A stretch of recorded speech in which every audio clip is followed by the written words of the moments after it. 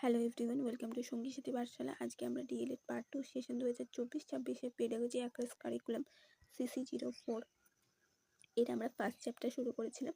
তো এর বেশ কয়েকটি পর্ব আমরা ইতিমধ্যে আলোচনা করে ফেলেছি। আজকে এর একটি নতুন পর্ব নিয়ে আলোচনা করব। আজকে ইতিমধ্যে আমরা প্রত্যক্ষ ও অপ্রত্যক্ষ নির্দেশদান নিয়ে জেনেছি। আজকে আমরা অপ্রত্যক্ষ নির্দেশদানের কয়েকটি পদ্ধতি বিষয় নিয়ে আলোচনা করব। 9 নম্বর পর্বের প্রথম প্রশ্ন হচ্ছে, অপ্রত্যক্ষ নির্দেশদানের কয়েকটি প্রধান পদ্ধতির নাম উল্লেখ করো।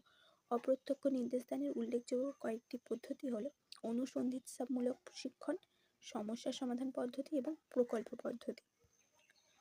এর পরের প্রশ্ন হচ্ছে, অনুসন্ধিৎসামূলক শিক্ষণ পদ্ধতি বলতে কি বোঝো? অনুসন্ধিৎসা বা অনুসন্ধান এর নাম শুনে আমরা বুঝতে পারছি যে কিছু একটা খোঁজা হবে বা কিছু একটা জানা হবে, জানার চেষ্টা করা হবে। অপ্রত্যক্ষ নির্দেশদানের অন্যতম প্রধান উদাহরণ হলো ব্রুনারের অনুসন্ধিৎসামূলক শিক্ষণ। অর্থাৎ অনুসন্ধিৎসামূলক শিক্ষণের প্রবর্তক কে করেছেন? ব্রুনার। যেখানে শিখন ও শিক্ষণ উভয় ক্ষেত্রে গভীর অন্তর্দৃষ্টির সুযোগ থাকে, মানে নিজের মন থেকে ভাবনা চিন্তা করা অনেক সুযোগ থাকে।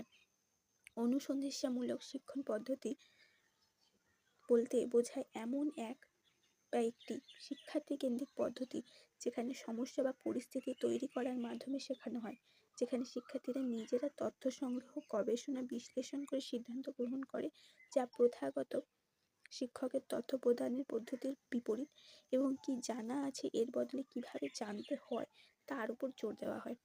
অর্থাৎ কি, যে অনুসন্ধিৎসামূলক পদ্ধতি হচ্ছে একটি সমস্যা সেখানে থাকবে এবং সমস্যা সমাধানের জন্য তথ্য সংগ্রহ, গবেষণা, বিশ্লেষণ করবে কারা? শিক্ষার্থীরা, কারণ এটি একটি শিক্ষার্থী কেন্দ্রিক পদ্ধতি।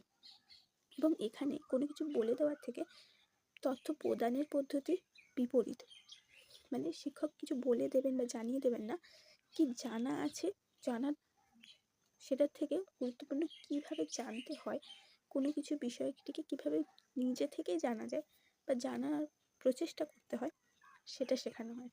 নেক্সট প্রশ্ন হচ্ছে, অনুসন্ধিৎসামূলক শিক্ষণ পরিচালনার জন্য নির্দেশকের বা শিক্ষকের কোন কার্যাবলীর কথা উল্লেখ করা যায়?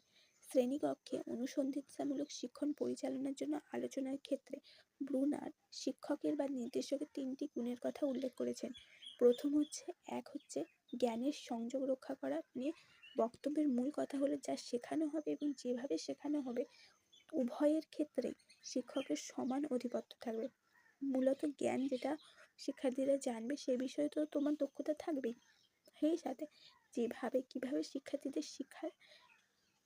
শিক্ষার্থীদের শিক্ষাদান করলে সে জিনিসটা ভালোভাবে তারা বুঝবে সেটার বিষয়েও তোমার দক্ষতা থাকতে হবে। 2 হচ্ছে আদর্শ ব্যক্তিত্ব। শিক্ষক হবেন এমন একজন আদর্শ ব্যক্তি যিনি শিক্ষার্থীদের শিক্ষণকে ভালোবাসতে অনুপ্রেরণা করবেন।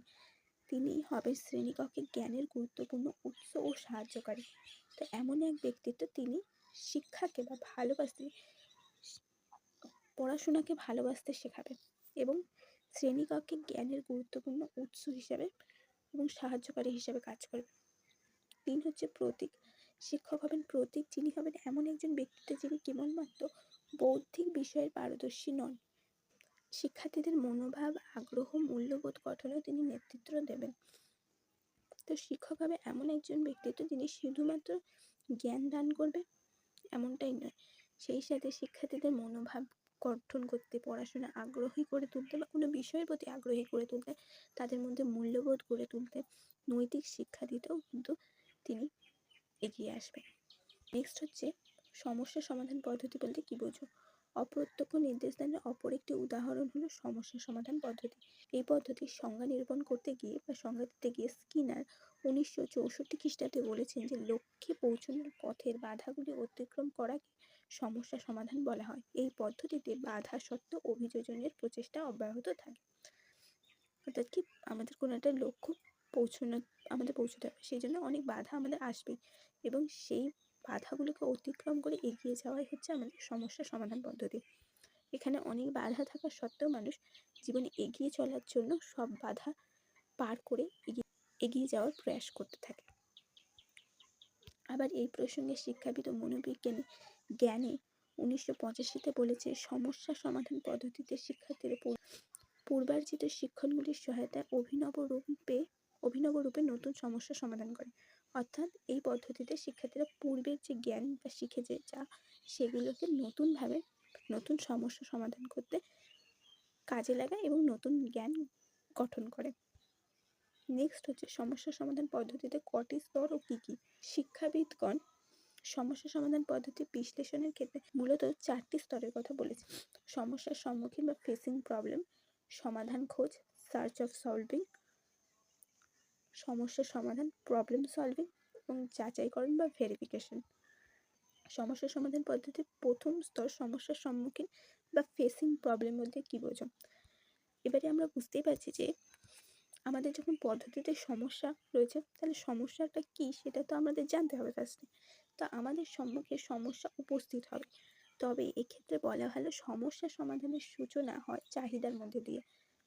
আমরা যদি কিছু চাহিদা করি তবেই না তার জন্য আমাদের কাছে নানা ধরনের সমস্যা এসে পৌঁছবে এবং সেই সমস্যাকে কাটার জন্যই আমরা নতুন করে ভাবনা চিন্তা করব। এক্ষেত্রে চাহিদা আবার দুরকম উৎস থাকতে পারে। প্রথমত শিক্ষকের চাহিদা উপস্থাপন করতে পারে, আবার শিক্ষার্থীরা নিজেদের চাহিদা অনুভব করতে পারে যে আমাদের কিছু একটা চাহিদা রয়েছে বা প্রয়োজন রয়েছে এবং সেটিকে পার করতে হবে। তার আশেপাশে থাকা বাধাগুলোকে কাটিয়ে আমরা সেই জিনিসটাকে পেতে পারি। নেক্সট হচ্ছে সমস্যা সমাধান পদ্ধতির দ্বিতীয় স্তর সমাধানের খোঁজ বলতে কী বোঝো বা সার্চ অফ সলভিং বলতে কী বোঝো। সমাধানের খোঁজ মানে সমস্যাটাকে কীভাবে সমাধান করবো তার পথ। শিক্ষার্থীরা যখন সমস্যার সমাধানে আগ্রহী হয় তখন সর্বাগ্রে মানে সবার আগে তারা সমস্যাটিকে বিশ্লেষণ করে নির্দিষ্ট করে, মানে সমস্যাটাকে আগে নির্দিষ্ট করে, তারপর সমস্যার সমাধানের জন্য কয়েকটি বিকল্প স্থির করে, মানে কোন ভাবে সমস্যার অনেক ধরনের সমাধানের পথ তারা নির্বাচন করে।